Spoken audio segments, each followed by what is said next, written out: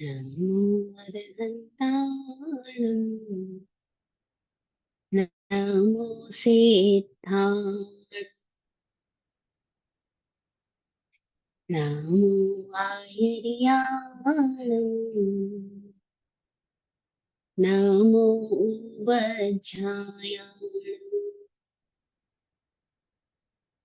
नमो लोये सवसाहुणम् ऐसो पंचनमुक्कारो सर्वपावपनाशनो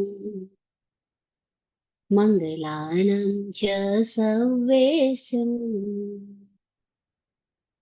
पठमं हवै मङ्गलम् पठमं हवै मङ्गलम्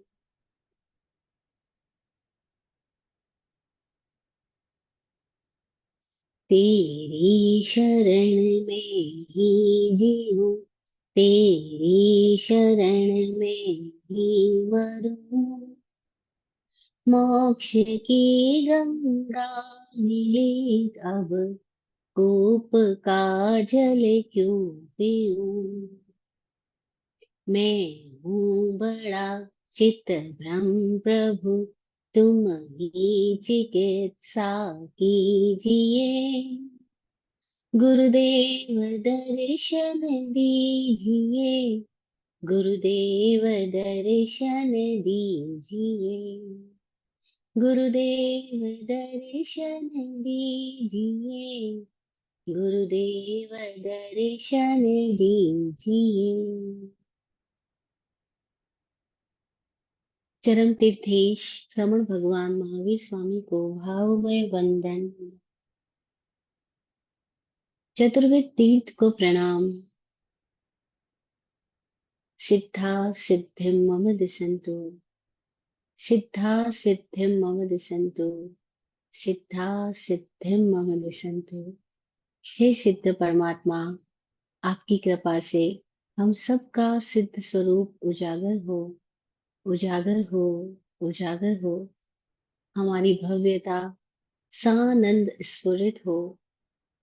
हम सब सतत अप्रमत्त होकर अपनी कर्तव्य साधना को, अपने जीवनचर्या को इस भांति जिए कि कोई भी नया ऋणानुबंध न बने। हम सब अनानुबंधी मुक्त अवस्था को उपलब्ध होते जाएं। जय हो।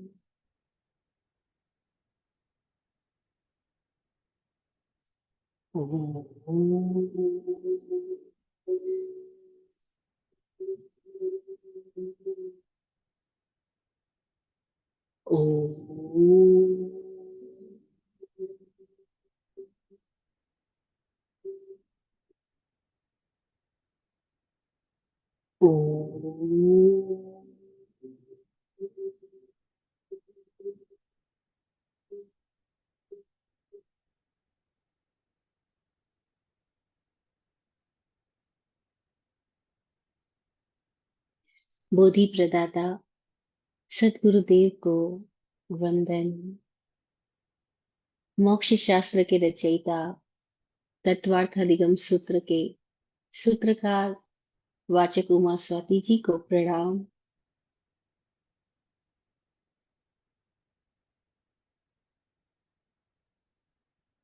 ओम।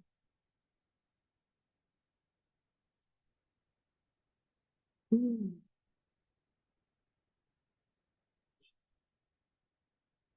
तत्वार्थादिगम सूत्र के सेकंड चैप्टर को हम सुन रहे हैं। और सेकंड चैप्टर में का जो मुख्य विषय है वो जीव है। इसलिए कई लोगों ने इस चैप्टर का नाम भी जीव तत्व रख दिया।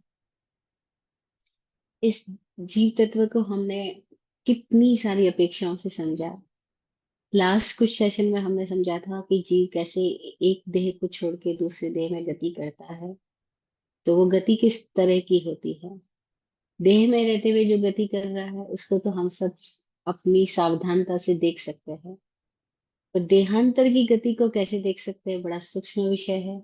ये वही लोग देख सकते हैं जो अप्रमत्त होकर मर रहे हैं, या जो लोग जन्म मृत्यु के चक्र से बाहर आ चुके हैं, जैसे तीर्थंकर सत्पुरुष।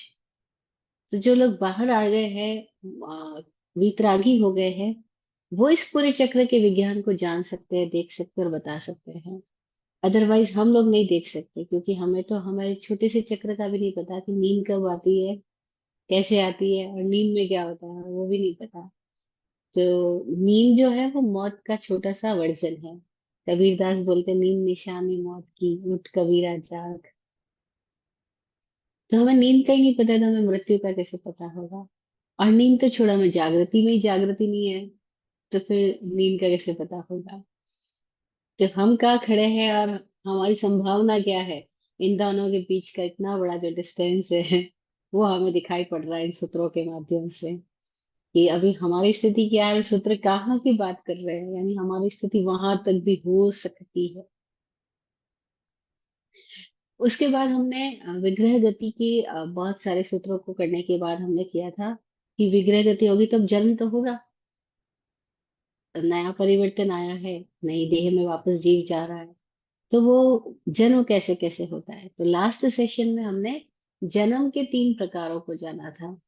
गर्भज जन्म, समूर्छनम जन्म और औपपातिक जन्म। इन तीनों को हमने जाना था। समूर्छन, गर्भोपपाता जन्म। उसमें हमने जाना था कि समूर्छम जीव तो सभी है जो भी अमनस्क है, जिनके पास भी अभी मन पैदा नहीं हुआ है, उनके अंदर ये संज्ञान पैदा नहीं हुआ है कि मैं अपना जन्म स्थान खुद चुन लूं। वो खुद नहीं चुन सकते हैं, क्योंकि उनके अंदर ऐसा संकल्प बल पैदा नहीं हुआ। तो वो प्रकृति के निमित्त से ही, जैसे आ, बादल आई, बारिश हुई, बारिश आई, जीव जंतु कीटाणु पैदा हो गए, फिर जीव जंतु कीटाणु पैदा हुए, फिर उनके वजह से कुछ और चीजें पैदा हो गई। तो ये सारे क्रम प्रकृति का चक्र अपने आप से चलता रहता है। इसमें सारा जीव ही है, चैतन्य ही चारों ओर, जो हमें पेड़ पौधे दुनिया सब कुछ दिखाई दे रही है, पानी क्या, आग क्या, धरती क्या। लेकिन उन सब का जन्म सम्मोक्षम जन्म है। उनका जन्म अभी होश पूर्वक जन्म नहीं है, और उनका जन्म गर्भज भी नहीं है।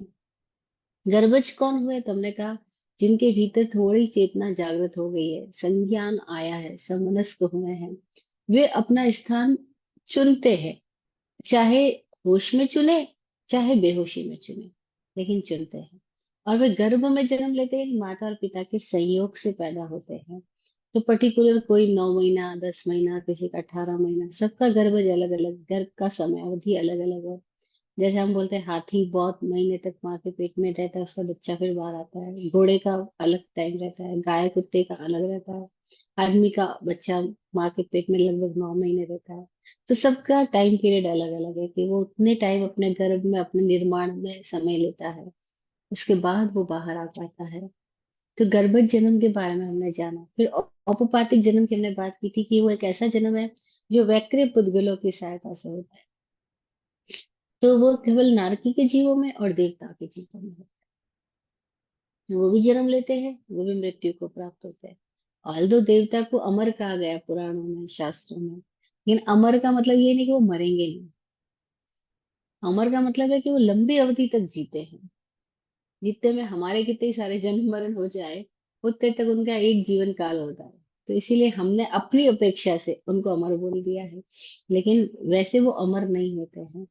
तो देवता और नारकी दोनों का भी जन्म भी होता है, दोनों की मृत्यु भी होती है, लेकिन उनका जो जन्म मरण है वो औपपातिक जन्म कहलाता है। औपपातिक का मतलब है कि बस वे उपपात करते हैं और एकदम से पैदा हो जाते हैं। वो तुरंत ही पूरे अवयव शरीर के विकसित होकर के ही पैदा होते हैं। उनको अपने शरीर को बनाने के लिए आ, अलग से समयावधि लेने की आवश्यकता नहीं होती है। तो ये भी एक विचित्र स्थितियां है। फिर हमने बात की थी लास्ट सेशन में कि भौतिक विज्ञान बहुत डेवलप हो रहा है, लेकिन वो अभी भी गर्भज जन्म और समुच्चयम जन्म के बारे में थोड़ा बहुत जान सकता है। लेकिन अभी औपचारिक जन्म के बारे में वो बिल्कुल जान ही नहीं सकता, क्योंकि वो हमारी इंद्रियों की क्षमता के परे की बात है। वो एक डिफरेंट डायमेंशन में मेटीरियल्स है तो मेटीरियलिस्टिक है, लेकिन डिफरेंट डायमेंशन में है। और अभी उस डायमेंशन में हमारी गति हुई नहीं है। जब हमारी नहीं हुई तो हमारे उपकरणों की गति कैसे होगी? क्योंकि सारे ऑपरेटर्स आते तो आदमी के ही क्षमता से ही आते हैं। आदमी की क्षमता जिस स्तर तक विकसित होगी, वो कहीं ना कहीं उसी स्तर तक की चीजों को भी बाहर डेवलप कर पाएगी। लेकिन उनको जिन्होंने जाना है, उन्होंने बाहर के उपकरणों से नहीं जाना। उन्होंने अपने भीतर कुछ स्थितियों में जा करके उस डायमेंशन में वो गए। और तब कितनी मजेदार बात है कि यहाँ मनुष्य में ये स्थितियां भी है कि मनुष्य अपने ही भीतर भी उस व्यक्ति पुद्गलिक स्थिति को पैदा कर लेता है। और वो अपना ही वैकृत शरीर की रचना भी कर लेता है। जब वो अपनी कर सकता है तो वो वैकृत शरीर वालों को देख भी सकता है, और तब वो जान पाता है कि कैसे वैकृत शरीरधारियों का जन्म भी होता है, मृत्यु भी होती है, और उनका जन्म औपपात जन्म नाम ऐसे ही मनुष्य ने दिया। इन तीन प्रकार के जन्म के बाद नेक्स्ट सूत्र जो आज का विषय है वो है योनि का प्रकार। योनि कितने तरह की होती है? अब ये योनि क्या है कि जन्म जिस स्थान से हो रहा है, कहीं से तो यात्रा शुरू हो रही है, उसका नाम योनि है। जैसे लोग बोलते हैं, बच्चे बोलते हैं, हम कहाँ से आए। भाई कोई सच सच बताता नहीं है कि तुम कहाँ से आए। लेकिन ये जो साइंस है वो तो न्यूट्रल है। वहां कोई चीज अच्छी या बुरी ये नहीं होती है, कोई चीज के फेवर में या अगेंस्ट में हम नहीं जाते हैं। यहाँ हम फैक्ट को फैक्ट की तरह देखना सीखते हैं। तो ये जो सूत्र है वो एकदम फैक्चुअल सिचुएशन बताते हैं कि जीव जन्म ले रहा है तो किसी योनि से बाहर आ रहा है, कोई उत्पत्ति क्षेत्र है जहां वो उत्पन्न हो रहा है। तो जैसे अपन बोलते हैं ये मैन्युफैक्चरिंग यूनिट है। तो जो मैन्युफैक्चरिंग यूनिट है, जहाँ पे चीजें मैन्युफैक्चर हो रही है, वहां पे हम बोलते हैं हर किसी को नहीं जाने देते, क्योंकि मैन्युफैक्चर का अपना एक प्रॉपर प्रोसीजर है, और उस प्रोसीजर को जरा सा कुछ भी दूसरा एटमोसफेयर नहीं चाहिए, उसको पर्टिकुलर एटमोसफेयर चाहिए, तभी वो चीज वहां पे मैन्युफैक्चर होगी, है ना। जैसे एक छोटा सा बिल्कुल बहुत स्थूल एग्जाम्पल हम लेते हैं कि हम फ्रीजर में बर्फ जमाते हैं। अब फ्रीजर में हमने पानी छोड़ दिया प्लेट में डाल करके, लेकिन अगर हम घड़ी घड़ी खोल खोल के देखेंगे कि बर्फ जमा कि नहीं जमा, बर्फ कैसे जमता है, मैं देखना चाहता हूँ उसको खोल के कि बर्फ जमता कैसे, तो वो बर्फ जमेगा ही नहीं। आपको फ्रीजर को लॉक करके रखना होगा कुछ टाइम तक, तभी वो बर्फ जम पाएगा। और आप घड़ी घड़ी खोल के देखोगे तो बर्फ नहीं जमेगी। तो जो मैन्युफैक्चरिंग यूनिट होती है, वहाँ हर चीज के मैन्युफैक्चर होने की अलग अलग डिफरेंट डिफरेंट टेम्परेचर चाहिए, डिफरेंट सिचुएशन चाहिए, डिफरेंट इंग्रेडिएंट्स चाहिए, डिफरेंट डिजाइनिंग चाहिए, तभी वो चीज वहां पे मैन्युफैक्चर हो पाएगी। तो ये जो जीव जो मैन्युफैक्चर होके बाहर आ रहा है, तो उसकी जो मैन्युफैक्चरिंग यूनिट है उसका नाम योनि है। उसको योनि बोला गया है। अब ये जो सूत्र है वो योनि के प्रकार की बात कर रहा है। तो वाचक समासवादी तत्वार्थाधिगम सूत्र के सेकंड चैप्टर के 33rd सूत्र में बताते हैं कि सच्चित शीत संवृता मिश्राश्चैकश्यस्तदयोनयः। सच्चित शीत संवृता चेतरा मिश्राश्चैकश्यस्तदयोनयः। ये सूत्र कह रहा है कि सच्चित तरह की योनि है, शीत तरह की योनि है, और संवृत तरह की योनि है। तीन शब्द दिए मैंने, सचित, शीत और संवृत। फिर इन्होंने इसके साथ में एक और शब्द क्या जुड़े, स इतरा, यानी इससे ऑपोजिट। सचित का ऑपोजिट क्या है? अचित।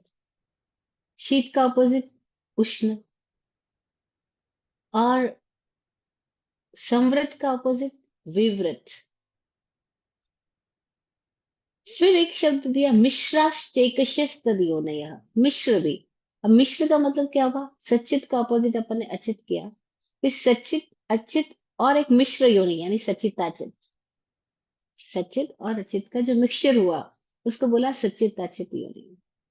फिर शब्द दिया शीत। शीत योनि, उष्ण योनि, और दोनों का मिक्सचर योनि यानी शीतोष्ण योनि, जहाँ शीत भी है और उष्ण भी है, शीतोष्ण योनि। फिर तीसरा शब्द उन्होंने दिया समृद्ध। समृद्ध, समृद्ध का ऑपोजिट विवृत। समृद्ध यानी ढका हुआ, बंद, सिकुड़ा हुआ, कवर्ड। विवृत यानी अनकवर्ड, उगड़ा हुआ, खुला, विवृत। और तीसरा शब्द है मिश्र। मिश्र यानी समृद्ध विवृत, दोनों तरह की योनि, जहाँ कुछ ढका हुआ है, कुछ उगड़ा हुआ है। तो समृद्ध और विवृत दोनों का मिक्सचर समृद्ध विवृत योनि। तो इस तरह से योनि के 9 भेद हुए। वापस से ध्यान से सुनेंगे हम, क्योंकि ये एक अलग चैप्टर है। ये कह रहा है जीव जहाँ पैदा हो रहा है, वो जो योनि स्थान है, वो कितनी भांति का हो सकता है, कितनी तरह का हो सकता है। तो उस समय का जो डेवलप साइंस था, वो साइंस ये बता रहा है कि जीव पैदा होते वक्त सचित स्थान में हो सकता है, अचित स्थान में हो सकता है, सचित अचित स्थान में हो सकता है। शीत स्थान में हो सकता है, उसका टेम्परेचर सर्दी हो, ठंडा हो। उष्ण स्थान में हो सकता है, और उसका टेम्परेचर शीतोष्ण हो, कुछ गर्म कुछ ठंडा, ऐसे में पैदा हो सकता है। जीव जब पैदा हो रहा है तो समृद्ध योनि में, यानी ये हो सकता है कि वो ऐसे स्थान हो जो एकदम कवर्ड हो। विवृत योनि में अनकवर्ड स्थान हो सकता है, और समृद्ध विवृत योनि में, मिक्स योनि में पैदा हो सकता है। तो जीव अपने पैदा होने के लिए इन 9 तरह के स्थानों का चुनाव कर सकता है। अब 9 तरह में 9 अलग अलग नहीं है, कई चीजें मिक्सचर होगी। जैसे जो सचेत है वो शीत भी हो सकता है, वो उष्ण भी हो सकता है, वो शीतोष्ण भी हो सकता है, वो समृद्ध भी हो सकता है, वो विवृत भी हो सकता है, वो समृद्ध विवृत भी हो सकता है। यानी एक में बाकी सारे विकल्प आ सकता है, बाकी सारे ऑप्शंस इसमें कन्वर्ट हो सकते हैं, कंपाउंड हो सकते हैं। तो अब ये योनि स्थान क्या बता रहा है कि जीव जो यहाँ से उत्पन्न हो रहा है, वो अपनी मैन्युफैक्चरिंग के लिए, अपनी संरचना के लिए किस तरह की स्थिति का चुनाव करेगा, अथवा किस तरह की स्थिति का निर्माण करेगा। तो उससे उस जीव की आकृति, जीव की स्थितियां, वो सब कुछ निर्मित होएगी। जैसे हम देखते हैं कि कई सारे प्राणी ऐसे हैं जो ठंडे स्थान में ही पैदा होते हैं, गर्म स्थान में पैदा नहीं होते। कई सारे प्राणी ऐसे हैं जो गर्म स्थान में पैदा होते हैं, वो ठंड में हो ही नहीं सकते, वो गर्म स्थान में ही पैदा होते हैं। कई सारे प्राणी ऐसे थे जो दोनों में पैदा होते हैं, गर्म इलाकों में भी होते हैं, ठंडे इलाकों में भी होते हैं, किसी भी तरह के माहौल में एडजस्ट कर लेते हैं। तो ये कितनी अलग अलग विशेषता है जीव की। तो ये कैसे बिल्ट हो रहा है, वो अपने खुद के ही स्थितियों से ऐसा अपना निर्माण कर रहा है, कोई और नहीं कर रहा, खुद ही कर रहा है। खैर, यहाँ हम वापस उन शब्दों की थोड़ी सी व्याख्या भी कर ले, क्योंकि बहुत सारे लोगों को सचेत अचेत, सचित अचित ये शब्दों का अर्थ नहीं पता होगा, क्योंकि ये शब्द हमारी आज की जो रूटीन है उसमें ये शब्द यूज में ही नहीं आते हैं। सचित का मतलब है कि वे स्थान जो, जहाँ चित्त है। चित्त क्या है? जीव का जो चैतन्य परिणाम है, जीव के भीतर की जो कॉन्शियसनेस है, उसको ही चित्त कहा गया है। और वो जो चैतन्य युक्त स्थान है, उसको सचित्त बोला गया। कोई स्थान ऐसे भी है जहाँ चेतना नहीं है लेकिन जीव पैदा हो जाता है, उसको अचित्त बोला। कितनी गजब बात है, किसका जन्म है ऐसा अचित जन्म? तो बोलते हैं देवता और नारकी का जन्म ऐसा होता है, अचित जन्म। क्यों? क्योंकि उनको पैदा होने के लिए मम्मी पापा के सहयोग की आवश्यकता ही नहीं है। उनको पैदा होने के लिए ना ब्लड चाहिए, ना ओवरी चाहिए, ना ऐसा कुछ सिस्टम चाहिए। वो बस ऐसे ही पैदा हो जाते हैं, तो उनको सचित स्थान की आवश्यकता नहीं है, वो अचित में ही पैदा हो जाते हैं। तो देवता नारकी के जीव ऐसे हैं जो अचित योनि में पैदा होते हैं। और गर्भज मनुष्य, संगीत मनुष्य, ये सब सचित्त में पैदा होते हैं। अथवा कितने सारे प्राणी ऐसे, समुच्चम मनुष्य वगैरह, समुच्चम जीव वगैरह, वो सचिताचित स्थानों में पैदा हो जाते हैं। फिर सचित यानी जहाँ चैतन्य बह रहा है, जहाँ चेतना की धारा है, जो चित्त स्थान है। अब सचित अचित, सचित अचित में संसार के सारे ही जीव जन्म मरण अपनी अपनी स्थिति के अनुसार करते हैं। फिर हम बात करें थे शीत उष्ण शीतोष्ण। तो शीत में कौन पैदा होता है, उष्ण में कौन, शीतोष्ण में कौन? तो बोल रहे ऐसे कई सारे जीव ऐसे जो शीत योनि में पैदा होते हैं। अब इसमें देवता के भी कई सारे जीव ऐसे जो शीत योनि में पैदा होते हैं। नारकी के भी कोई जीव ऐसे जो शीत योनि में पैदा होते हैं। और देवता और नारकी के कोई जीव ऐसे भी है जो उष्ण योनि में भी पैदा होते होंगे। और अग्निकाय के जीव तो उष्ण योनि में पैदा होता है। जो अग्नि रूप जीव है, उनका तो जन्म उष्ण योनि में ही होगा, क्योंकि अग्नि से ही अग्नि पैदा हो रही है। जैसे पानी में पानी के जीव है, पानी इतना जीवन है और वो पानी रूप है। धरती अपना जीवन है, वो धरती रूप है। अग्नि अपना जीवन है, वो अग्नि रूप है। अग्नि कैसे पैदा हो रही है? तो वो बोल रहे हैं वो उष्ण योनि में पैदा हो रही है। बाकी हम जैसे गर्भज मनुष्य है, वो कैसे पैदा हो रहे हैं?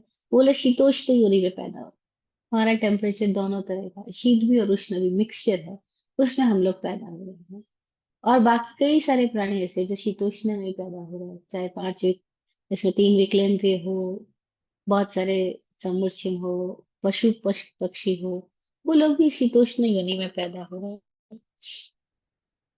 और फिर तीसरा भेद हमने बताया समृद्ध विवृत, समृद्ध विवृत।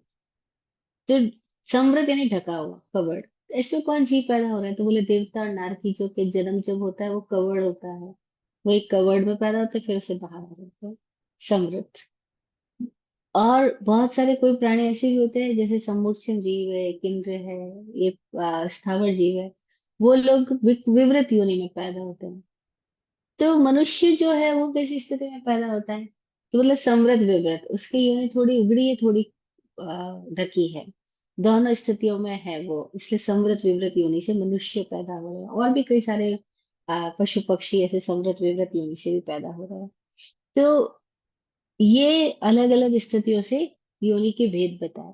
फिर वही वाचक उमास्वादी जो अपना भाष्य लिखते हैं, बड़ी मजेदार बात है, उन्होंने सूत्र लिखने के बाद उसकी व्याख्या भी अलग से लिखी, खुद ही उसकी व्याख्या करके गए, क्योंकि उन्हें पता था कि मैं तो अपनी प्रज्ञा से इतने सारे शुद्ध साहित्य में से निकाल के छोटे छोटे फॉर्मूले बना रहा हूँ, लेकिन किसको कहाँ से लिंक करना और इसके बाद उसकी आगे की व्याख्या क्या है, वो कोई और कहाँ तक ढूंढेगा। तो उन्होंने खुद में ही तत्वार्थ अधिगम सूत्र पर सूत्र लिखने के बाद भाष्य लिखा, यानी उसकी व्याख्या भी लिखी है।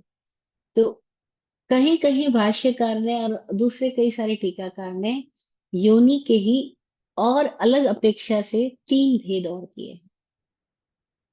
वो 3 भेद क्या है? उन 3 भेदों का नाम है शंखावर्त योनि, वंशपत्र योनि और कुर्मोन्नत योनि। ये जो योनि के 3 भेद बताए गए हैं, वो योनि के बाहर के आकार की अपेक्षा से बताए गए हैं। कि बाहर की आकृति की अपेक्षा से देखा जाए तो कोई योनि ऐसी होती है जो शंख, कैसे होता है शंख, हमने देखा होगा समुद्रों में ऐसे शंख निकला जाता है, मंदिरों में शंख बजाया जाता है ना। लोग अपने घरों में भी छोटा मंदिर बनाते हैं तो उसमें भी शंख रखते हैं। तो जो शंख की आकृति होती है, कोई योनि ऐसी भी होती है शंखाकार योनि, शंख की आकार की योनि। उस योनि की विशेषता बताते हैं भाष्य में कि उस योनि में जीव आता तो है लेकिन जन्म नहीं ले पाता।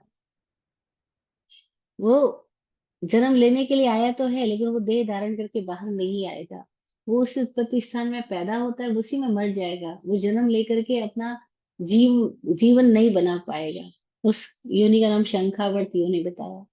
और ऐसे बोलते हैं कि चक्रवर्ती की कोई एक पटरानी होती है, कोई एक ऐसी रानी होती है जिसके पास शंखावर्त योनि होती है, तो इसलिए वो चक्रवर्ती के साथ सालों साल रहते हुए, शारीरिक अनेक तरह की क्रिया भी करते हुए, कभी भी बच्चा पैदा नहीं कर सकती,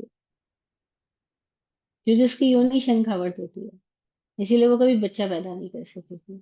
तब ये भी कोई कोई प्राणी ऐसे भी होते हैं यानी जिनकी शंखावर्त योनि होती है। फिर कोई प्राणी ऐसे, जैसे मनुष्य में कई स्त्रियां ऐसी होगी जिनकी योनि कुर्मोन्नत योनि होती है। कुर्मोन्नत योनि का अर्थ कैसे मैंने दिया कि कुर्म या कहते हैं कछुए को, तो कछुए की पीठ कैसे बाहर निकली हुई होती है? तो कुर्म यानी कछुआ, उन्नत यानी उठा हुआ। तो कछुए की उठी हुई पीठ की भांति जिसके पास उत्पत्ति स्थान हो, उत्पत्ति क्षेत्र हो, उस योनि को कुर्मोन्नत योनि उन्होंने बोला है। फिर एक तीसरी तरह की योनि, उसका नाम है वंश पत्रिका योनि। वंश पत्रिका योनि बहुत सामान्यतया कई जीवों में पाई जाती है। वंश पत्रिका बांस के पत्ते की तरह जो योनि है, जैसे उसका नाम वंश पत्रिका योनि है। उसमें बहुत सारे जीव आते हैं, जन्म लेते हैं, और हम देख रहे हैं कि तो ये जीवों की योनि के आकार की अपेक्षा से, आकृति की अपेक्षा से 3 भेद अलग से बताए हैं। और उनके भीतर की जो आ, गुण स्थिति है, उनकी क्वालिटी क्या है, उसकी अपेक्षा से 9 भेद हमने पहले सूत्र में जाना कि सच्चित, शीत, समृता, सेत्रा, मिश्राश, चेकशस, तद योनयः है। सच्चित है, अचित है, मिश्र है, शीत है, उष्ण है, शीतोष्ण है, समृद्ध है, विवृत है, समृद्ध विवृत है। ये 9 प्रकार के भेद योनि के हैं, और फिर 3 प्रकार उनकी आकृति की अपेक्षा से बताए गए हैं। अब हमने ज्यादातर जो हम सारे लोगों ने जो योनि शब्द सुना है, वो कहाँ पे सुना है? हमने सुना है 84 लाख योनियां होती है। हमने योनि शब्द सचित अचित के संबंध में नहीं सुना, शीतोष्ण के संबंध में नहीं सुना, समृद्ध विवृत के संबंध में नहीं सुना, कुर्मोन्नत नहीं सुना, वंशापत्र नहीं सुना, हमने शंखावर्त नहीं सुना। हमने जो सबसे ज्यादा शब्द सुना है वो सुना है, ये जीव 84 लाख योनियों में भटक भटक करके मनुष्य गति तक आया है। और अगर ये मनुष्य गति का जीवन उसका चूक गया है, वो मुक्त नहीं होता है, तो वापस 84 लाख योनियों में भटकता रहेगा, है ना। बस ये बात हमने सबसे ज्यादा सुनी है। तो हमारे लिए योनि शब्द, जो हमारे माइंड जहाँ से कंडीशनिंग है, जहाँ से कनेक्ट होता है, वो 84 लाख योनि से है। तो जरा हम इसको भी समझ ले कि ये क्या है, क्योंकि वो तो हमने बहुत बार सुना है 84 लाख योनि, 84 लाख योनि। तो 84 लाख योनि क्या है, इसको हम समझेंगे। यहाँ जो 84 लाख बोला गया है, लोगों ने लाख का संबंध 5 जीरो से लगाया है, ये लाख है। यानी 5 टाइम्स 0 0 0 लगाते हैं तो लाख बन जाता है। तो हमने अभी तक ऐसे समझे 84 लाख का मतलब है कि हमने 84 लैक्स में स्पीसीज में हमने जन्म लिया, और उसमें स्पीसीज में जन्म मरण करने के बाद में हमको मनुष्य का जीवन मिला है। और अब अगर हमने मनुष्य के जीवन को सार्थक नहीं किया, हम इस जीवन से मुक्त नहीं हुए, यानी जीवन से हमने इस शरीर के पार का अनुभव नहीं किया है, तो फिर बहुत पॉसिबिलिटी है कि हम वापस उस 84 लाख में, यानी और अदर स्पीसीज में हम वापस जन्म मरण करते रहेंगे। तो क्या आ, लाख का मतलब यहाँ पे 5 टाइम्स 0 से है? बहुत सारे लोग ऐसा ही मानते हैं, लेकिन कोई थोड़े लोग हैं जिन्होंने इस विज्ञान को जाना, और फिर इस विज्ञान को कहा। तो उन्होंने जब लाख शब्द बोला था, तो लाख नहीं बोला था, लक्ष्य बोला था। 84 लक्ष्य। और लक्ष्य का मतलब क्या था, कि ये जो जीव है, वो पूर्ण विकसित अवस्था में आने के पूर्व कितने स्टेप्स को क्रॉस करके आता है। तो इस जीव के पास में अपने स्थितियों से कितने स्टेप्स होते हैं, कितने टारगेट्स होते हैं, जिनको वो अचीव करता करता यहाँ तक पहुंचा। एक एग्जांपल से समझो, जैसे आप डॉक्टर बने, तो अभी हम आपको बड़ी इजीली डॉक्टर बोल देते हैं, लेकिन आप डॉक्टर बनने से पहले कितनी क्लासेस पास किए तब डॉक्टर बने? तो नर्सरी से लेकर के डॉक्टर बनने तक हो सकता है आपने 16, हो सकता है आपने 18 इतने क्लासेस पास की, और हो सकता है आपने इन 18 क्लासेस को पास करने में किसी ने 18 साल लगाए हो, किसी ने 20 साल लगाए हो, किसी ने 24 साल लगाए, किसी ने 23 साल लगाए, कितना भी लगाया हो सकता है। तो अभी आप डॉक्टर कहला रहे हो, अभी आप मानव कहला रहे हो, लेकिन इस मानव के स्टेज तक आने से पहले आपने कितनी क्लासेस पार किए, कितने टारगेट्स अचीव किए। तो वो जो टारगेट्स है उनको लक्ष्य बोला गया, कि ये 84 लक्ष्य क्रॉस करके आया है, 84 टारगेट क्रॉस करके अब ये मनुष्य बना है। ये ऐसे ही नहीं बन गया है। अभी हमें तो अपना पास्ट नहीं पता, हम अपने अभी पिछले स्थितियों में नहीं देख पा रहे हैं, इसीलिए हमारे लिए ये बात सुनी सुनाई बात होगी। लेकिन किसी लोगों के लिए ये अनुभव की बात रही है। उन्होंने बताया कि कैसे जीव स्थान निगोद से यात्रा उसकी प्रारंभ हुई, और निगोद से यात्रा प्रारंभ करते हुए उसने कैसे कैसे अपने टारगेट्स अचीव किए। तो वो टारगेट्स कहाँ थे? वो जहां से था वहां से, जैसे अभी अभी हम अपनी मेमोरी में जाएं, तो हमें याद आता है जब हम पहली बार स्कूल में पढ़ने के लिए भेजे गए थे। जब पहली बार हमें ए, अ, आ, ई, ABCD सिखाया जा रहा था, तब हम क्या थे, तब हमारी समझ क्या थी, हमारी स्थिति क्या थी। और तब हमें टारगेट दिया जा रहा था, बस ये कक्षा में तुम्हें फर्स्ट आना है। तो हमें इतना ही पता था कि नर्सरी क्लास है, इतने साथ में सारे बच्चे और इन सारे फ्रेंड्स में से मुझे फर्स्ट आना है, तो मुझे कैसे तैयारी करनी होगी, है ना। लेकिन जैसे हम सेकंड क्लास में आ गए, और बहुत सारे फ्रेंड्स है और बहुत सारे लोग हैं, सभी सेम पढ़ाई कर रहे हैं, और हमको उनमें फर्स्ट आना है। अब हमारे टारगेट बदल गए। नहीं, एक स्टूडेंट बता रहा था कि हम तो पूरी जिंदगी धकाए जाते हैं, पहले कहते थे बस 10th पास कर लो फिर कुछ नहीं, फिर 10th में आ गए तो बोलते 12th पास कर लो फिर मजे करना, फिर 12th में आ गए तो बोलते अभी कॉलेज पास कर लो, एक बार तुम BA हो जाओ, और फिर पता लगता है बीए हो जाओ, फिर बोलते हैं मास्टर्स हो जाओ, फिर बोलते हैं ये डिग्री कर लो, फिर बोलते हैं वो कर लो। बोलते हैं पूरी जिंदगी टारगेट ही टारगेट दिए जाते हैं, और हम टारगेट अचीव करने में लगे ही रहते हैं, हम हमेशा आगे आगे आगे देखते रहते हैं। उसके बाद एक बार शादी हो जाए फिर सेटल हो जाओगे, फिर सोचता लगता है कि शादी हो गई, अभी सेटल तो हुए ही नहीं, अब वो बोल रहे हैं कि तुम बच्चा कर लो, बाप पापा बन जाओ। और वो आगे से आगे टारगेट्स दिए जाते हैं। तो जैसे इस लाइफ के ऑर्डर में हमारे को एक डिफरेंट डायमेंशन में एक डिफरेंट तरह के टारगेट्स दिए जाते हैं, ऐसे ही ये टारगेट्स लेने की आदत हमारी बहुत गहरी है, क्योंकि हम आई टारगेट्स लेते लेते हैं। हम हमेशा फ्यूचर देखते देखते टारगेट लेते लेते ही विकसित होते जा रहे हैं। तो हम कैसे टारगेट्स लेते जा रहे हैं, हमें अभी तो होश भी नहीं होगा, क्योंकि अभी हमें बचपन में पहली बार स्कूल गया था, उसको थोड़े कुछ लोगों की मेमोरी में रहेगा ये घटना। बाकी तो बहुत सारे लोग गए हैं ये पता है, लेकिन बहुत मेमोरी में भी बहुत सारी घटनाएं नहीं है।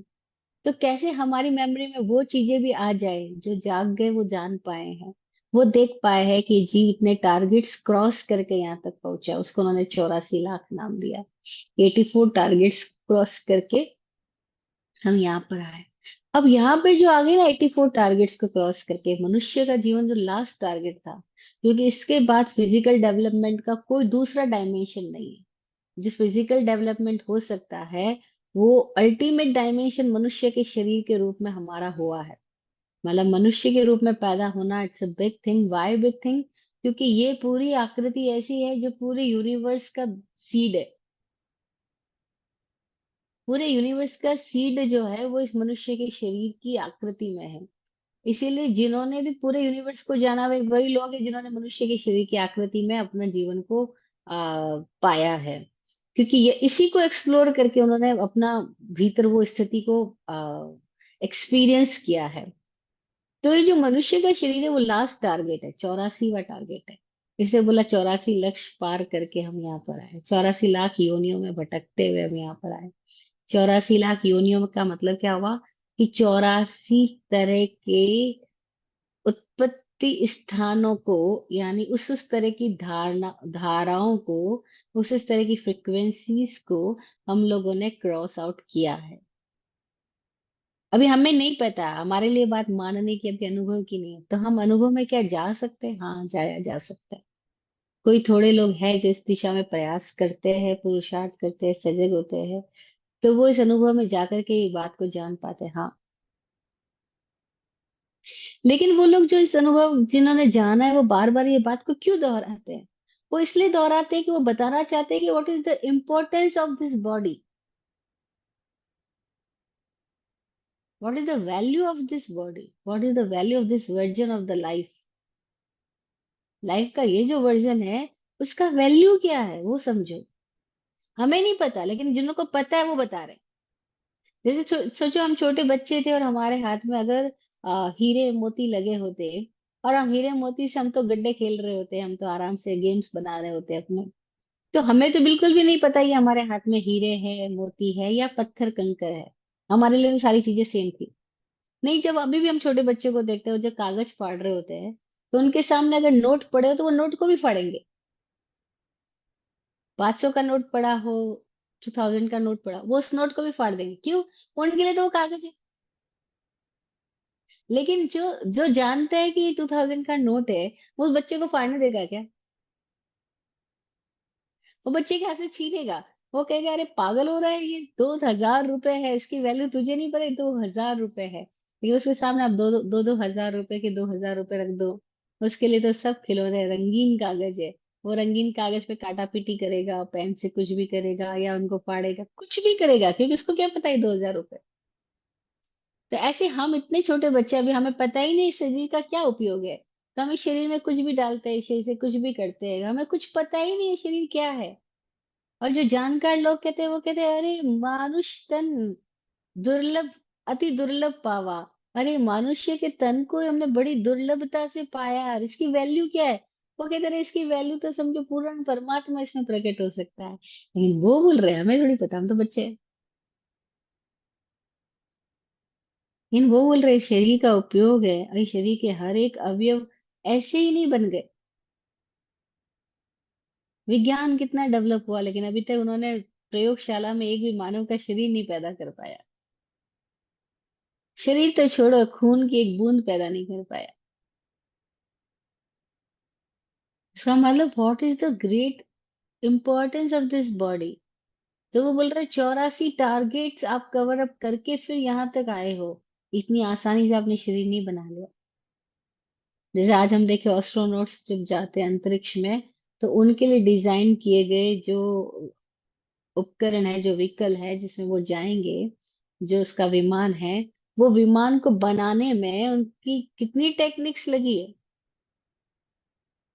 कितना उनकी एनर्जी, कितना टाइम, कितना एक्सपीरियंस, क्या उनके अंदर स्थिति आई कि वो उस विमान को बना पाए जो इस पृथ्वी के वातावरण को लांग करके इसके बाहर जाएगा, और बाहर जाकर के ढूंढेगा कहाँ जीवन है, सूर्य में, मंगल में, गुरु में, कहाँ कहाँ शनि में। वो वहां वहां तक जाएगा। तो उस विमान को बनाया कितना, क्या आसान बात थी। उसको बनाने की क्षमता लाने के लिए, वो योग्यता डेवलप करने के लिए उन्होंने कितने साल मेहनत की। और फिर कोई उस विमान का वो उपयोग ना करे जिसके लिए वो विमान बना है, और उसको अपने घर का गार्बेज डाल के बाहर फेंकने के लिए एक गाड़ी की तरह उसका उपयोग करना शुरू कर दे। तो जो जानकार आदमी है वो क्या बोलेगा उसको? वो कहेगा तू पागल हुआ है, ये व्हीकल किस चीज का है और तू इसको कहाँ यूज में ले रहा है? इस व्हीकल को बनाने में क्या स्थिति लगी थी और तू क्या कर रहा है? हम उसको कहेंगे पागल आप होंगे, हमें क्या पता ये व्हीकल किस लिए, हमें तो ये पता है कि हमारे घर का कूड़ा निकाल करके हमको यहाँ से वहां फेंकना होता है, तो हम इसका उपयोग कर लेते हैं बस।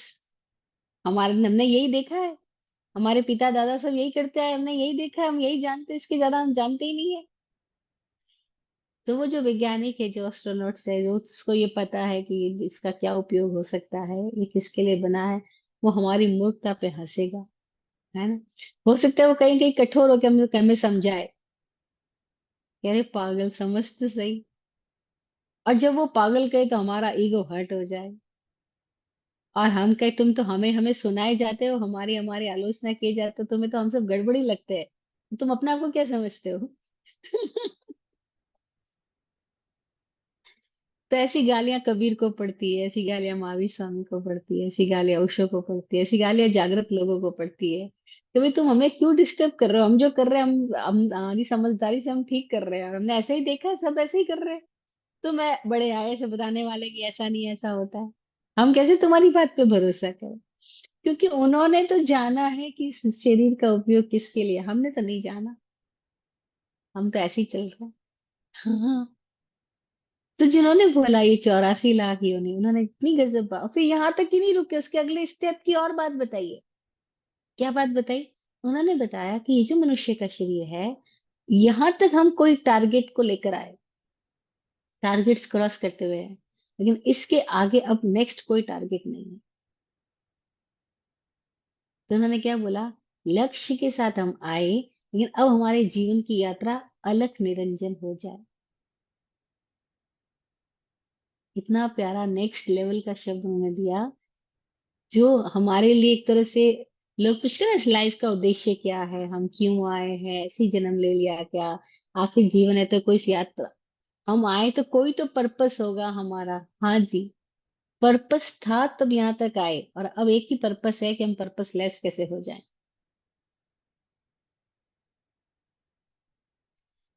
3 दिन पहले मुंबई में किसी एक परिवार में हमारा जाना हुआ। तो वो लोग जैन नहीं है, लेकिन नॉर्मल बात है, बहुत सारे लोग अपने अपने तरीके से प्रश्न करते ही हैं। तो मुझे मिल करके वो बोलते हैं कि आप क्या करते हो? तो मैंने बोला कुछ भी नहीं, हम कुछ नहीं करते। वो इतना हैरान है, कुछ नहीं करते। भाई हर आदमी अपने परिचय में कुछ तो बताएगा, मैं ये करता हूँ, मैं वो करता हूँ, मैं डॉक्टर हूँ, मैं वकील हूँ, मैं चार्टर्ड हूँ, मैं टीचर हूँ, प्रोफेसर हूँ। बोला आप क्या करते? मैंने कहा, कुछ भी नहीं करते। और कुछ नहीं करना ही सीखते हैं पूरी जिंदगी के, कुछ नहीं करना कैसे, कुछ नहीं करने में जीना आ जाए हमको, हम वो सीखते हैं। स्वामी जी बोले कि भाई साहब कुछ नहीं करना आ जाए, इसी के लिए हम यहाँ पर आए। बोले हमें तो आपकी बात ऊपर से जा रही है, कुछ समझ नहीं आ रही, ये कुछ भी नहीं करना कैसे होता है? और ये तो बड़ा डिफिकल्ट चीज है कि कुछ भी नहीं करना। बुढ़ापे में आदमी इतना परेशान इसलिए हो जाता है क्योंकि वो करना चाह रहा है और कर नहीं पा रहा। पहले वो दौड़ लगा लेता था, अब दौड़ नहीं पा रहा। पहले वो घर के काम निपटा लेता था, वो बेड से उठना मुश्किल हो रहा है उसको। वो बुढ़ापा किस लिए दिक्कत दे रहा है उसको? क्योंकि उसको कुछ नहीं करने की स्थिति में बुढ़ापा ले जा रहा है। और वो तो उसको कुछ करने की आदत इतनी पड़ी है कि कुछ नहीं करना स्वाद ही नहीं। तो ये मनुष्य के जीवन में हमें क्या चैप्टर सीखना था? कि अलख निरंजन हो जाए। अलख का मतलब क्या? न लख, कोई लक्ष्य नहीं बचा, कोई टारगेट नहीं बचा। क्योंकि उसने सब कुछ कर करके देख लिया कि होता क्या है। भाई आप जब मरोगे तब आपकी तिजोरी में 10 लाख रुपए हो या 10 हजार हो या 10 हजार करोड़ हो, होगा क्या? कोई वैल्यू है उसको लेके जाने वाले? तो फिर जिसको हम अपना टारगेट समझ रहे हैं कि मैं 10 हजार करोड़ का मालिक हो जाऊं या 100 करोड़ का मालिक हो जाऊंगा, जिसको भी हम अपना टारगेट समझ रहे हैं उसका वैल्यू क्या है? क्या वो एक्चुअल टारगेट बनाने योग्य चीज है?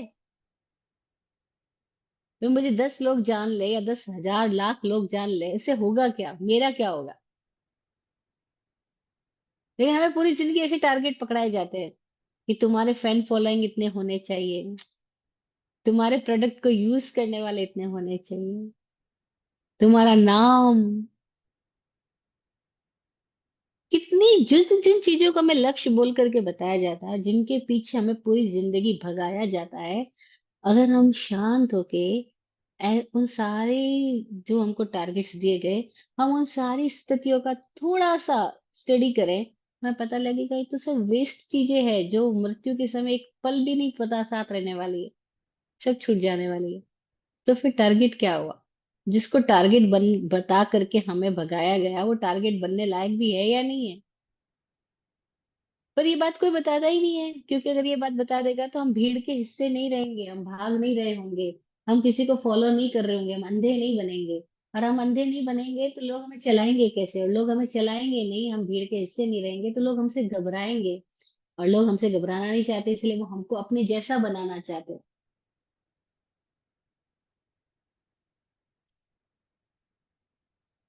सारे माँ बाप अपने बच्चों को 100% लाने के लिए भगाते हैं। ये पढ़ लो, वो पढ़ लो, ये डिग्री ले लो, वो डिग्री ले लो, लेकिन जरा उनसे अपने आप से पूछो, आपने लाइफ में इतनी डिग्रीज ली, वो आपके एक्चुअल लाइफ के जीने में कितना परसेंट सहयोग कर रही है? आपने 25 साल जो कॉलेज में डाले, वो 25 साल के बाद की जो तुम्हारी जिंदगी है उसमें ये 25 साल की स्टडी तुम्हारा कितना सहयोग कर रही है, जरा देखो। आप बोलोगे बेसिक नॉलेज काम आ रही है, कैलकुलेशन कैसे करना है, अपने आप को एक्सप्रेस कैसे करना है, बस इतने में काम आ रही है। बाकी तो आप जिस वर्किंग फील्ड में हो उसी वर्किंग फील्ड की टेक्निक्स आपको उस वर्किंग फील्ड में जाकर के सीखनी होती है और उससे प्रोडक्टिव होना होता है, उससे ज्यादा कर। लेकिन जब हम वहां थे तो हमें ये नहीं पता था कि इसके बाद में इसका कुछ यूज नहीं है, लेकिन हमको इतना बड़ा टारगेट बना करके बताया गया कि बस एक बार सीए बन जाओ, बस एक बार तुम मास्टर्स कर लो, एक बार तुम ये कर लो। वो इतना बड़ा टारगेट बताया गया, बाद में पता लगता है कुछ भी नहीं। बाद में बताया कि फैमिली बना लो। अब फिर दिन पता लगता है फैमिली बना के हुआ क्या? बेटा अपनी जगह, बेटी अपनी जगह, ये अपनी जगह, सब अपनी अपनी लाइफ में, मैं तो वहीं के वहीं खड़ा हूँ। पत्नी भी जुड़ी थी, पता नहीं कब चली गई। पति भी जुड़ा था, पता नहीं कब चला गया। मैं तो वहीं के वहीं खड़ा हूँ, मेरा अकेलापन वहीं के वहीं खड़ा है, मेरी बोरियत वहीं के वहीं खड़ी है। तो मैंने जिसको अपना टारगेट समझ के जिसके पीछे पूरी जिंदगी के 50 साल दिए, हुआ क्या?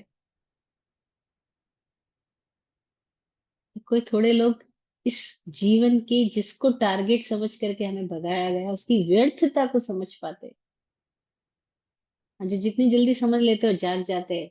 वे ढूंढते हैं कि लक्ष्य क्या है, पता लगता है बाहर कोई लक्ष्य नहीं है, जो भी लक्ष्य सब व्यर्थ है। और भीतर की स्थिति में जाते हैं। जब भीतर की स्थिति में कैसे जाया जाता है, तो उनके लिए जानकार लोग कहते हैं कि जब तक लक्ष्य है तब तक नहीं जा पाओगे, क्योंकि लक्ष्य का मतलब है फ्यूचर। लक्ष्य का मतलब है कुछ अचीव करने के लिए दौड़ करना। वहां तो भीतर की स्थिति में वही जाता है जो अलग हुआ। नो लक्ष्य, no target, no future, no hope, no expectation. अगर मेडिटेशन भी किसी एक्सपेक्टेशन के साथ हो रहा है तो वो संसार यात्रा ही है, वो दौड़ना ही हुआ, वो मेडिटेशन होगा ही नहीं उसमें। क्योंकि मेडिटेशन का मतलब है विश्राम, विश्राम, सावधानता पूर्वक, art of know doing, art of rest. जो है सो है, ना अतीत ना भविष्य, जो है सो है, बस उसमें जीना पूरी सावधानता से, सहोश। तब कोई भाग ही नहीं होगी, दौड़ ही नहीं होगी, उसमें कोई अपेक्षा हो ही नहीं सकती, और अपेक्षा आई नहीं कि फिर विचार आया, और विचार आया तो ध्यान कहाँ। तो उन्होंने क्या शब्द दिया, अलख निरंजन। मनुष्य होना तक का लक्ष्य था, उसके बाद कोई लक्ष्य नहीं। उसके बाद हम अलग हो जाएं तो हम कंप्लीट होते हैं। अब अलग होने के लिए एक और महत्वपूर्ण शब्द दिया, निरंजन। किसी में रंजन मत करो, एंटरटेनमेंट मत करो। अभी मनुष्य की पूरी जिंदगी की सारी आदत एंटरटेनमेंट करने की है, क्योंकि एंटरटेनमेंट में हम अपने आप को भुलाए रखते हैं। और ये कह रहे हैं निरंजन, नो मनोरंजन, कहीं रंजन नहीं करना, कोई एंटरटेन नहीं करना। क्यों, कहीं भुलाना नहीं है खुद को, खोना नहीं है खुद को, लॉस्ट नहीं करना है। क्योंकि हम तो अपने आप को लॉस्ट किए बैठे हैं। 3 घंटे मूवी में क्या होता है, मजा क्यों आता है? क्योंकि खुद को भूल गए, खुद के सारे पीड़ाएं भूल गए, खुद को लॉस्ट करके बैठे हैं, तो मजा आया। जहां हम खुद को लॉस्ट नहीं कर पाए वहां से हम भागते हैं, यहाँ मजा नहीं आ रहा, बोर हो रहे, क्यों? क्योंकि खुद को भूल नहीं पाए। तो हमारे लिए अभी तक का मजा वो है खुद को भूलना। और ज्ञानी कहते हैं हमारे लिए असली मजा तब है जब वाकई हम खुद को, आई जिसको आइडेंटिटी बोल रहे, ईगो बोल रहे हैं, उससे बाहर आ जाए। वहां भी खुद को भूलना है। वो जो फॉल्स आइडेंटिफिकेशन हमने बना रखा है, जिसको हमने खुद बोल रखा है, उसको भूलना है। तब जो रियल हमारा होनापन है वो हमारा प्रकट होता है, वो है ही। लेकिन उसके ऊपर जो फॉल्स आइडेंटिफिकेशन के साथ हमारा इतना एसोसिएशन हो गया है, उससे बाहर आ जाए और देख पाए कि वो है ही नहीं। तो जो एक्चुअल है और जो है नहीं, इन दोनों के बीच में हम जाग जाएं तो इतना मजेदार हो जाएगा। जो है नहीं वो नहीं है हो जाएगा, और जो है वो वाकई है हो जाएगा। और तब उस स्थिति में जीने का नाम उन्होंने बोला अलख निरंजन। और जो ऐसी स्थिति में कंप्लीटली जी रहे हैं उनको उन्होंने बोला सिद्ध पुरुष, मुक्त पुरुष। अभी उनको अपने लिए किसी मनोरंजन की जरूरत नहीं है, अपने किसी आइडेंटिफिकेशन की जरूरत नहीं है, कहीं प्रूव करने की जरूरत नहीं बची। अब जहां किसी को कहीं प्रूव करने की जरूरत ही नहीं बची, वो प्रूव्ड हो गया, वो सिद्ध हो गया, प्रूव्ड हो गया, यानी सिद्ध हो गया, यानी स्वस्थ हो गया, स्व में स्थित हो गया। ऐसी स्थिति में जो आ गया अलख निरंजन, वो अब किसी योनि में जन्म नहीं लेगा, और वो किसी उत्पत्ति स्थान पे नहीं जाएगा। जाने का कारण खत्म हो गया। लक्ष्य है तो उत्पत्ति है, लक्ष्य है तो नई स्थिति में जाना होगा। लक्ष्य ही नहीं है अलख निरंजन, तो 84 लाख योनियों से छुटकारा, अलख निरंजन। अलख, नो लक्ष्य, no target, no future, no expectation, no hope, no dream. निरंजन, रंजन ही नहीं, राग ही नहीं, रमण करना ही नहीं, निकल गया है रंजन यानी राग करने की स्थिति जिसमें से, यानी जो जो अब किसी इंप्रेशन में है ही नहीं, उसको निरंजन बोल, विदाउट एनी इंप्रेशन। अब जो अलख निरंजन में आ गया उसको हमने अवधूत योगी बोला, उसको हमने मुक्त पुरुष बोला, उसको हमने निर्ग्रंथ बोला, उसको हमने साधु बोला, उसको हमने अणगार बोला। अलग अलग परिभाषाएं, अलग अलग शब्द, अलग अलग नाम दिए गए। जैसे जैन दर्शन इसको निर्ग्रंथ बोलता है, कोई अलख निरंजन बोलता है, कोई अवधूत बोलता है, अवधूत योगी बोलता है। अलग अलग परंपराओं में कैसे अलग अलग योगियों ने अलग अलग नाम विकसित किए होंगे। इन सब का अर्थ क्या है? वो जो अब अपने आप में कंप्लीट हुआ, अब उसका कोई लक्ष्य बचा ही नहीं, कोई टारगेट, क्योंकि उसने दुनिया के सारे टारगेट्स की व्यर्थता जान ली। और कोई बचपन में ही जान लेता है और कोई बुढ़ापे तक भी नहीं जान पाता है। उम्र से प्रज्ञा का संबंध नहीं। लोग कहावत बोलते ना, अकल बड़ी या भैंस। अब ये जो हकीकत में शब्द था ना, वो भैंस नहीं था, वो वयस था। कि अकल बड़ी या वयस, मतलब उम्र बड़ी है या अकल बड़ी है। तो वयस शब्द फारसी का शब्द, जैसे वयस उम्र को बोलते थे, संस्कृत में भी वयस उम्र को बोलते हैं। ये वयस कब वयस कब वय बन गया, वय कब व्यय बन गया और व्यय कब भैंस बन गया, ये चलते चलते ही भाषा कहाँ से कहाँ पहुंचा देती है। और शब्द बन गया अकल बड़ी या भैंस। और लोग सोचते हैं भैंस के और अकल की तुलना कैसे? अकल तो अंदर की सूक्ष्म समझ और भैंस बाहर की आकृति है। उन दोनों की तुलना का कोई वो चीज ही नहीं है। भाई कोई तो प्लेटफॉर्म पे मैच करो तो आपके बीच में कोई कंपैरिजन भी हो सकता है। आप जब सेम प्लेटफॉर्म पे ही नहीं है तो कंपैरिजन की बात ही कहाँ से आई?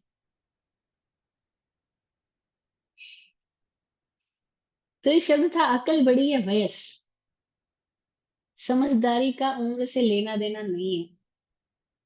हो सकता है हमारी उम्र 70-80 साल हो जाए और हमारी समझदारी 10 साल के बच्चे की हो।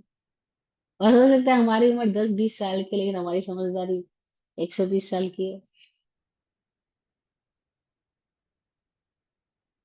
तो हमें घमंड होता है, हम बड़े हैं, हमारे बच्चे क्या समझते हैं, हम बताते हैं इनको, हम उनको सलाह देंगे कि तुम्हें लाइफ में टारगेट रखना चाहिए, फिर उस टारगेट अचीव होने के बाद नेक्स्ट टारगेट रखना चाहिए। क्योंकि हमने टारगेट्स बना बना के हमने इतने करोड़ों रुपए इकट्ठे किए हैं या। फिर हमारे सामने कोई आता है जिसने जीवन का अनुभव जाना है, जीवंतता जानी है। वो कहता है पागल बुद्धू, तूने सब इकट्ठा करके हुआ कि आंख बंद होगी तब क्या होगा, जरा देख। और तू अमेरिका में रह रहा है, तूने इतना नाम कमा लिया, इतने बड़े बंगला बना लिया, इतनी बड़ी तेरी अकाउंट में तेरी जमा पूंजी राशि हो गई, लेकिन जरा सोच, तो रात को तो सो भी नहीं पाता शांति से चैन से। तो फिर क्या सार्थक है, क्या व्यर्थ है?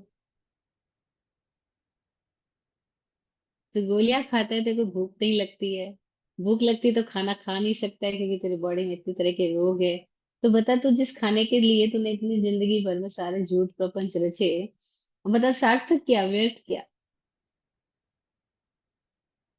तो कोई थोड़े लोग जाग जाते हैं, और जागने का संबंध अकल से है, वयस से नहीं है, उम्र से नहीं है।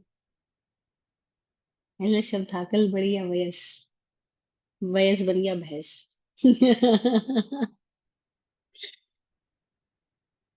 तो सूत्र मजेदार है, वो कह रहा है 84 लाख योनियों के, यानी 84 टारगेट्स क्रॉस करके लास्ट टारगेट था इंसान हो जाना, वहां तक हम पहुंच गए हैं। अब इसके बाद एक ही स्थिति होती है, वो है अलख निरंजन। नो टारगेट नो राग। राग है तो टारगेट होगा, रंजन है, कोई चीज अच्छी लग रही है तो उसको पाने के लिए हम दौड़ेंगे। पर कुछ अच्छा लग रहा है ऐसा है ही नहीं, क्योंकि जो अनुभव से गुजरे वो कहते हैं आज जिसको तुम अच्छा कह रहे हो और जिसको तुम पाने के लिए दौड़ रहे हो, और जब वो मिल जाता है उसके बाद क्या हो जाता है? फिर पता लगता है मन ने अब नेक्स्ट टारगेट सोच रहा है, उसकी वैल्यू खत्म। जब तक पोर्शे आई नहीं थी तब तक पोर्शे पोर्शे लगा था, जैसे ही आ गई। जब तक लंबरगिनी आई नहीं तब तक लगा था, जैसे ही आ गई अब क्या? तो जो जानकार है वो कहते हैं ये सब जिसको तुम टारगेट समझ के अचीव करने के लिए पहुंचते हो, जिसको सुख समझते हो, जिसमें रंजन करते हो, अभी देखो थोड़ी देर के बाद में तुम्हें पता लगे कि तुम पोर्शे में बंद हुए और वापस तुमको गेट खुल नहीं रहा, बाहर नहीं निकल सकते हो। अब तुम्हें वो गाड़ी गाड़ी नहीं जेल मालूम होगी। कोई कारण से ऐसा हो गया है या तुम बाहर नहीं निकल सकते हो, तो तुम्हारा मन भागने का करेगा यहाँ से। कल जिसको पाने का कर रहा था आज वहां से भागने को करेगा। इसका मतलब क्या हो गया? मूल्य सामान का है या स्वतंत्रता का है? लेकिन हम पूरी जिंदगी सामानों को मूल्य देते हैं, स्वतंत्रता को नहीं देते।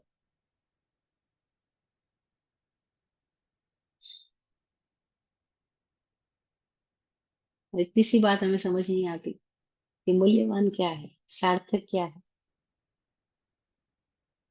जिसको हम लक्ष्य कह रहे हैं वो लक्ष्य नहीं है। सार्थकता अलख निरंजन में है। और ये अलख निरंजन, वो ही निर्ग्रंथ, वो ही मुक्त, वो ही सिद्ध। उस स्थिति के लिए हम ये सारी यात्रा कर रहे हैं। हम क्यों योनि के चैप्टर को पढ़ रहे हैं कि हमें 84 लाख योनि से बाहर आना समझ में आ जाए। उसके लिए है, बाकी सारी बातें व्यर्थ है। हमें क्या, हम पैदा हुए तो सचित था, शीत था, उष्ण था, समृद्ध था, विवृत था, कैसी योनि थी। लेकिन वो बात क्यों बताई गई है? वो इसलिए बताई गई है कि हम इन सारी चीजों को क्रॉस करके यहाँ तक तो आ गए, लेकिन अभी हम अलग निरंजन है। No target, no future, no रंजन, नो राग, नो अटैचमेंट। रंजन मतलब अटैचमेंट। No attachment, Niranjan. अब जो अलग निरंजन हो गया वो फक्कड़ हो गया। वो स्वतंत्रता को मूल्य देता है, वो सामान को मूल्य नहीं देता, वो सम्मान को मूल्य नहीं देता, वो स्वाधीनता को मूल्य देता है। वो कहता है मैं मुक्त हूँ, किसी इंप्रेशन में नहीं हूँ, किसी बंधन में नहीं हूँ। उस फक्कड़ को हमने मसीहा बोला, फकीर बोला, कुछ भी नाम दिया, लेकिन वो जो फक्कड़ गिरी है ना उसकी, वो मौज है, वो मुक्त है, वो अपना नाथ हुआ। उसको हमने नाथ बोला। नाथ क्यों है? क्योंकि वो किसी इंप्रेशन में नहीं, उसको बंधन में डाला ही नहीं जा सकता। जैसे वो नाथ हो गया, स्वामी हो गया, महावीर स्वामी हो गए, पारसनाथ हो गए, क्योंकि अलग निरंजन हो गए। इनका कोई टारगेट ही नहीं है। आप उनको बांधोगे कैसे, छीनोगे कैसे, उनको आप पकड़ में रखोगे कैसे? उनका कोई लक्ष्य हो तो पकड़ा जा सकता है। भाई अमित का कोई लक्ष्य है कि उसको 10,000 करोड़ बनाने हैं, तो उसको पकड़ा जा सकता है, उसके लालच को इनकेश किया जा सकता है, उसको बांध के रखा जा सकता है, उसको कंडीशन में डाला जा सकता है कि तुम्हें अगर 10,000 करोड़ बनाने हैं, तुम्हें इस समय रूस में जाकर के 5 साल तक ऐसी ऐसी पोजीशन में रहना होगा। बांधा जा सकता है। लेकिन जिसको कुछ चाहिए ही नहीं, उसको कैसे बांधोगे? चाह गई चिंता मिटी मनवा बेपरवाह। जिसको कुछ नहीं चाहिए वो शाहों का शाह। तो अलख निरंजन, इसके लिए हम यहाँ हैं। अब जिसको समझ आ जाए, वो उम्र से तो लेना देना है नहीं। जिसको समझ आ जाए, बस वो तो अलख निरंजन हुआ अभी। और वो अभी हुआ जा सकता है, वो कल नहीं होगा। तो हम सोचे किसी दिन अलख निरंजन हो जाए, ऐसा कभी भी नहीं होता है। इसी क्षण होता है। समझ आ गई तो इसी क्षण से अलख निरंजन हुए। खड़न से मुक्के, महावीर स्वामी बोलते हैं क्षण में मुक्ति है। मूड लोग बोलते हैं पांचवारा है, मुक्त नहीं हुआ जा सकता है। इतनी मूर्ताएं हमें पकड़ा देते हैं। और महावीर स्वामी कहते हैं पागल है क्या, इसी क्षण जाग। खड़न से मुक्के, क्षण में मुक्ति है।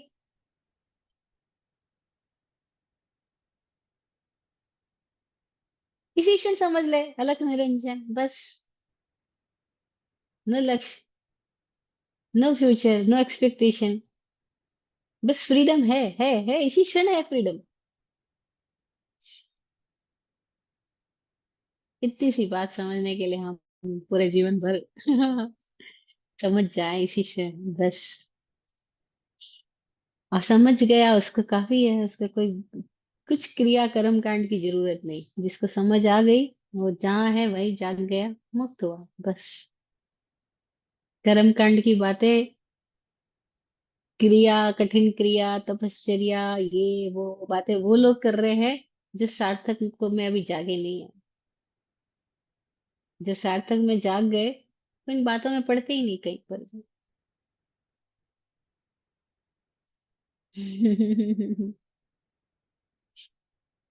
और मूढ़ों की तो भीड़ है, और मूढ़ों की ओपिनियंस हजारों है। और जागृत आदमी का तो इशारा है बस। जो इशारे को पकड़ ले उसकी बलिहारी है। उसकी सच्ची जीत है इस जीवन में। बस वो अलख निरंजन हुआ। अब वो किसी इंप्रेशन में नहीं, मुक्त है, पकड़ है, मसीहा है, नाथ है, स्वामी है।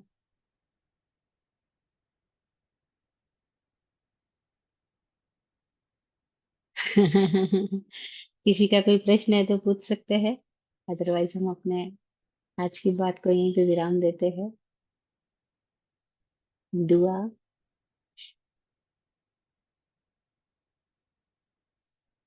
आप फूलो फलो हो जिंदगी मखमल मुलायम।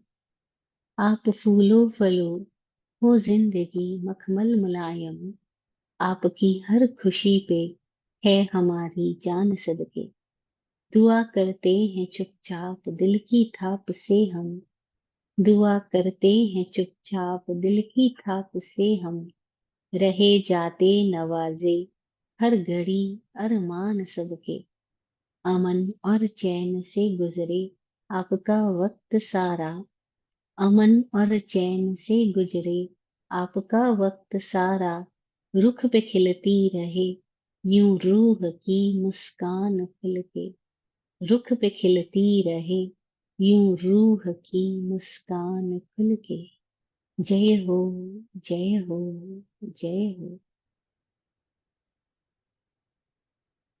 सबका कल्याण हो। ओम शांति। ओम शांति।